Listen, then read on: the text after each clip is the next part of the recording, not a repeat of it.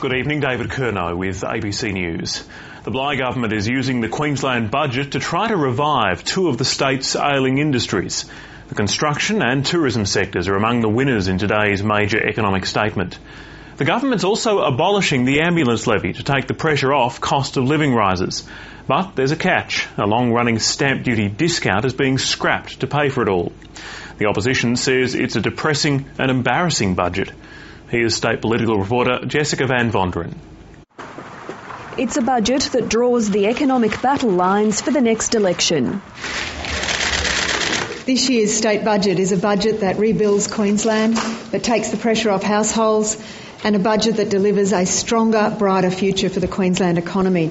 The big sweetener for voters is the scrapping of the ambulance levy. The Bligh Government added the controversial fee onto electricity bills in 2003.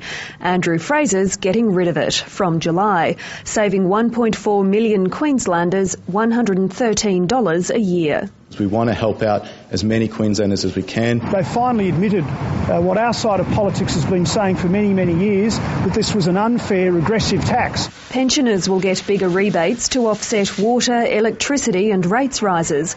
But there's also a leg up for struggling industries. Housing construction will get a one-off, quick-fire stimulus with a $10,000 grant for new homes bought between August this year and January next year.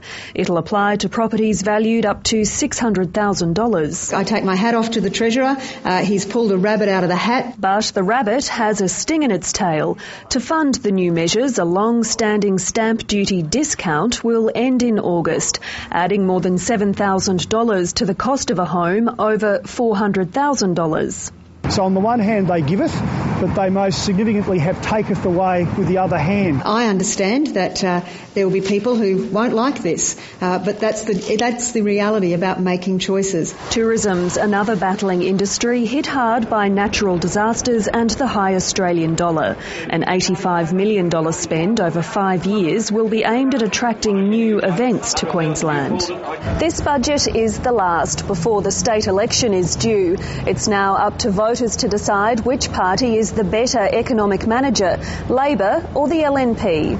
Despite a $4 billion deficit, a looming resources boom and a 5% growth forecast has the Premier hopeful she'll still be around for the next budget. I expect to be standing here in 12 months' time with the good grace of the Queensland people. What you've got is an economy that is gassed up and rolling away, and the only risk to that, in my view, is the recklessness of the LNP, which is absolutely devoid of policy proposals. We have an economic plan that we're finalising, and we will release that prior to the election. Mal Meninga is not going to release his game plan prior to the State of Origin game this week. Neither will we. The Shadow Treasurer will deliver the opposition's budget reply speech on Thursday. Jessica Van Vonderen, ABC News.